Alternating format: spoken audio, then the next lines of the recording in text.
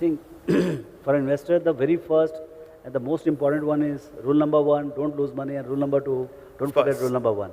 First. I think that summarizes everything, whatever he has said, what he has done, and what we have to do.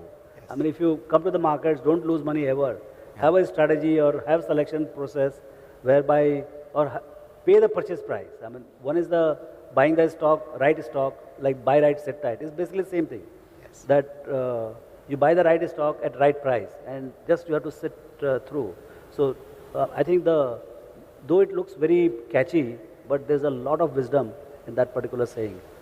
Rule number one, don't lose money. I mean, somebody asked him, what is the mantra of making money in the stock market? It is rule number one, don't lose money. Rule number two, don't forget rule number one. So I think that summarizes everything. Right, right. And Sanjoy, what about you? You've shared quite a few of these frameworks with us over a period of last many years. Yeah, I should make a confession. I think a confession is in good order so that no one in the audience is fooled. I am actually not smart enough to practice most of what Buffett says. So I'm actually much more pedestrian in my approach. But it's true that I've read all that he has said. And I think it's actually very difficult for most people to try and behave like Buffett, because his temperament and his intellect are both abnormal. They're not easily found on the planet. I mean, there are very few guys who have it. Now, but just to come back, I think the one I really like, and which has helped me personally, I think the only one which I practice, regularly. It's almost like breathing for me. And I don't remember the exact quote, but I'll tell you what it says. It says that if you find managers with very high energy and high degree of intelligence, but they don't have integrity, that's the most deadly combination you can find, because they'll bleed you to death. And my experience over 25, 30 years in India is that India is sort of overflowing with such managers. I mean, we have countless such managers in this country, many of whom are worshipped and respected. Because people have been unable to recognize in short periods of time the damage that they can inflict. So for me, that's really, and it, in a strange way, it ties in with Raamdeo's first thought, which is fundamental to sensible investing, which is the idea of capital preservation. Yeah. If you preserve money, in other words, you don't lose money, rule number one, rule number two, he put it in an even more catchy way than what Raamdeo said. And I'll tell you that one. I really love that saying. It is, if you want to finish first, you must first finish. Right. So this is about a long distance race. So if you want to win the marathon, make sure you don't drop out along the way. And the way you drop out is if you encounter one of these crooks. Right. The crooks make you drop out because they destroy your wealth so badly that you don't finish. Yeah. So in a sense, the two are sort of related for me. This idea of capital preservation and investment results.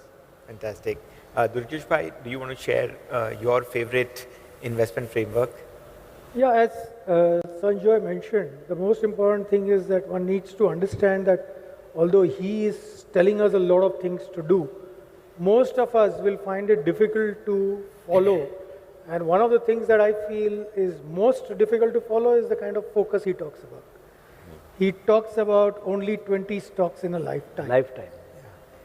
So I think once somebody is going to start following what he is saying, he has to realize that he is talking about a serious focus.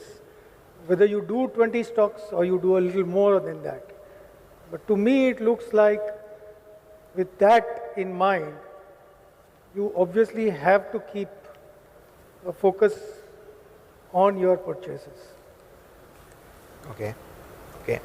Right. In fact, and just to add, this is a big one. In 95, 96, when I read first time, I had 225 stocks in my portfolio. Wow. A to Z full because of bad deliveries, and I mean, I could produce all those statements.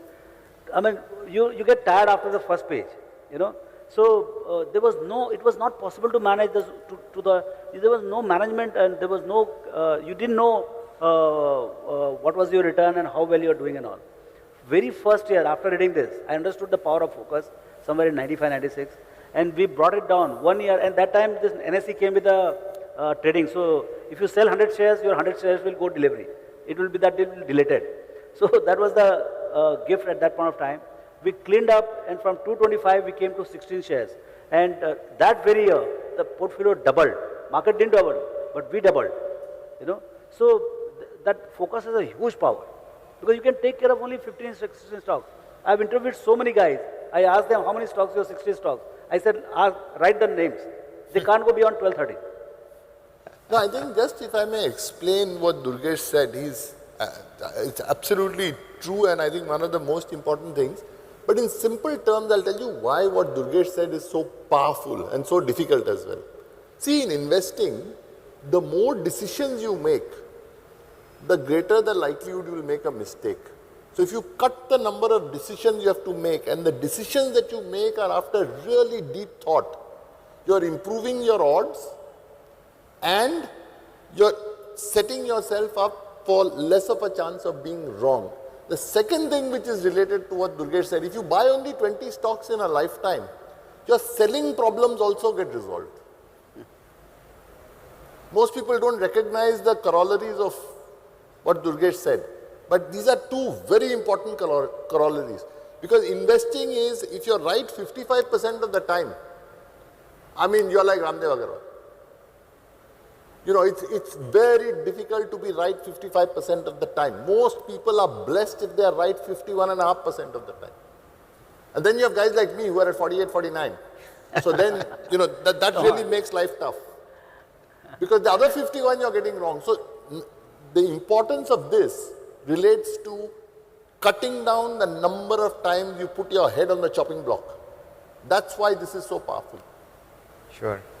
Actually, digging through the letters of Warren Buffett, you find that he himself has evolved over a period of time. So some of the early letters tell you that have the purchase price be so attractive, you know. Then you had the three, you know, golden words, margin of safety, right? But and margin of safety was not by him. Margin of safety was, of course, the biggest gift. Yeah. Even, I mean, he became disciple of Benjamin Graham. Because of these three words. Investor, he's talked about these three most, insightful words. Yeah. Most precious thing in investing is margin of. He didn't know how much to pay for. Yes. The value is what you get, price is what you pay. Yeah. So that gap between value and price is demonstrated by margin of safety. Right. And that's why he became the guru for him. And in the 50th letter now, starting from that point, he gives credit to Charlie Munger for the architecture of Berkshire Hathaway by saying that he gave the architecture of buying wonderful companies at a fair price versus buying a fair company at a wonderful price, right? So there's huge change. We've seen the same change in terms of your own investing style. You want to talk about that? Yeah, so clearly, I mean, I've been evolving. I'm a slow learner, so every year I learn one thing. And thanks to guidance from all the friends. And actually, I'm learning even now. I mean, this Durgesh Bhai's 20 ideas. Yeah. I mean, we are doing more than 20 ideas in a lifetime. Not lifetime. I mean, even 3-4 years also, it will be more than 20 ideas. At a time, I might be having only 15 ideas or 17 ideas. Yeah. But he's talking about in lifetime 20 ideas.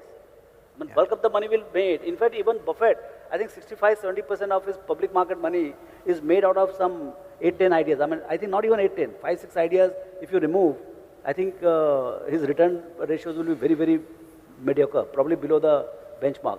So it's about few ideas which make money. But clearly, after that, I have not left the pedestal of remaining focused in 15-16 ideas. But I think somewhere this great good gruesome, it just blew my head that there are so many bad companies. Because gruesome, bad company doesn't mean that your return on equity is less than cost of capital. It's about asking the manager to grow that business. If you're earning 2%, for some legacy reason, you're earning 2% return on equity, your cost of capital is 10%. But if you ask the manager, and his profit is 1,000 crores. So he is deployed already 50,000 crores for earning that 1,000 crores. Now you ask the manager to double the profit from 1,000 to 2,000 crores.